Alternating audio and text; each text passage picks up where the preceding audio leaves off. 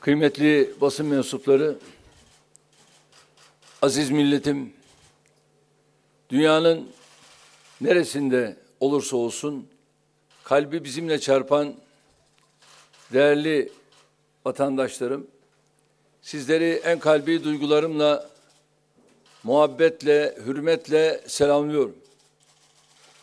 24 Haziran seçimlerinin ülkemiz ve milletimiz için hayırlara vesile olmasını Allah'tan diliyorum. Seçimlerin gayri resmi sonuçları belli oldu. Buna göre milletimiz şahsımıza Cumhurbaşkanlığı vazifesini ve yürütme görevini tevdi etti. Aynı şekilde Cumhur İttifakı'na ve AK Parti'ye meclis çoğunluğunu vermek suretiyle yasama görevi konusunda da çok büyük bir sorumluluk yükledi. Bu önemli günde sandık başına giderek oyunu kullanan ve vatandaşlık vazifesini bir hakkın yerine getiren herkese teşekkür ediyorum. Şahsıma, partime ve ittifakımıza oy veren kardeşlerime hasreten şükranlarımı sunuyorum.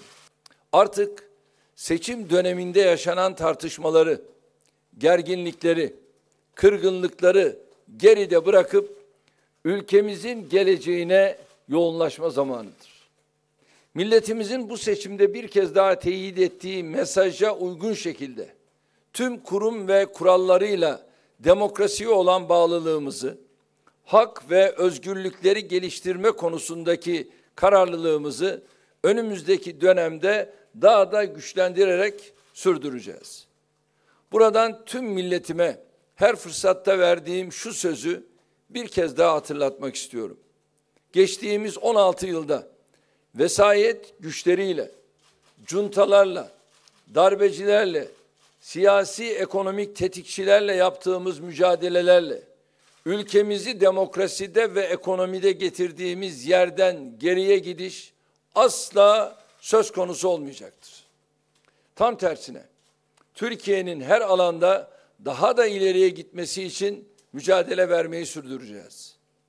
Geçmişte her ne sebeple olursa olsun ötekileştirilmiş vatandaşlarımız bu ülkenin birinci sınıf vatandaşı olarak demokrasiden ekonomiye, tüm imkanlardan sonuna kadar istifade etmeye devam edecektir. Bu ülkede hiç kimsenin kökeninden, inancından, kıyafetinden, hayat biçiminden veya başka herhangi bir farklılığından dolayı horlanmasına, haklarının kısıtlanmasına, özgürlük alanının daraltılmasına asla izin vermeyeceğiz. Ülkemizi daha da güçlendirmek, zenginleştirmek ve ortaya çıkan refahı milletimizin tüm fertlerine adil şekilde paylaştırmak için çalışmaya devam edeceğiz.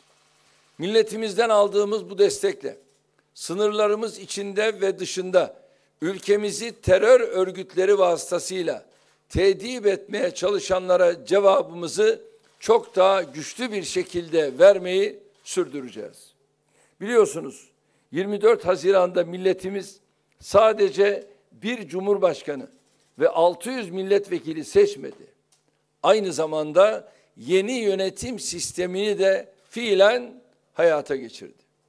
Anayasa değişikliğiyle uyumlu şekilde gerek mevcut mevzuatın ayıklanması, gerek yeni yönetim sisteminin mimarisinin kurulması konusunda uzun süredir hazırlık yapıyoruz. Şimdi yemin törenine kadar bu hazırlıkları bir kez daha gözden geçirecek ve yeni sistemi süratle ve en ideal şekilde hayata geçireceğiz. Gayemiz bu dönemde ülkemizi 2023 hedeflerine ulaştırmaktır. Seçim beyannamemizde milletimize taahhüt ettiğimiz projelerimizi her birini titizlikle takip edecek ve söz verdiğimiz şekilde hizmete sunacağız.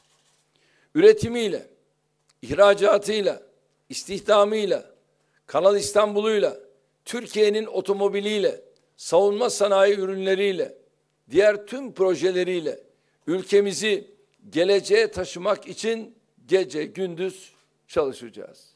Dünya değiştikçe, Türkiye değiştikçe reform ihtiyacımız hiç bitmeyecektir. Anayasamızda ve yasalarımızda yeni yönetim sistemimizin tabii sonucu olan değişiklikleri meclisimizle işbirliği içinde devam ettireceğiz. Yargımızı tarafsız ve bağımsız niteliğini güçlendirerek itibarını artırmak için gereken adımları atmayı sürdüreceğiz. Demokrasimizi güçlendirmek, hak ve özgürlüklerde yeni ihtiyaçlara uygun açılımları sürdürmek konusunda kararlıyız. Milletimizin bize verdiği ülkeyi yönetme emanetini namusumuz bilip canımızdan önde tutarak mücadele etmeye devam edeceğiz. Vesayetin, darbecilerin, siyasi ekonomik tetikçilerin, sokak çetelerinin, terör örgütlerinin pençesinden kurtardığımız Türkiye'yi dünyanın en büyük 10 ülkesinden biri haline getirmeden bize durmak, dinlenmek, nefeslenmek yok. Yürüyeceksin, millet yürüyecek arkandan diyen şairin işaret ettiği gibi biz ülkemizi iyi yönettiğimizde milletimizin daha büyük başarılara imza atacağına yürekten inanıyoruz. Ben bir kez daha seçim sonuçlarının ülkemize, milletimize hayırlı olmasını Rabbimden diliyorum. Demokrasi bayramımıza oylarıyla, emekleriyle, mücadeleleriyle katkıda bulunan herkese bir kez daha teşekkür ediyorum. Türkiye'nin aydınlık geleceğine giden yolda milletimizle birlikte yürümeyi sürdüreceğiz. Rabbim ülkemizin ve milletimizin yar ve yardımcısı olsun. Sizlere de bu yolda verdiğiniz destek için teşekkür ediyorum. Kalın sağlıcakla.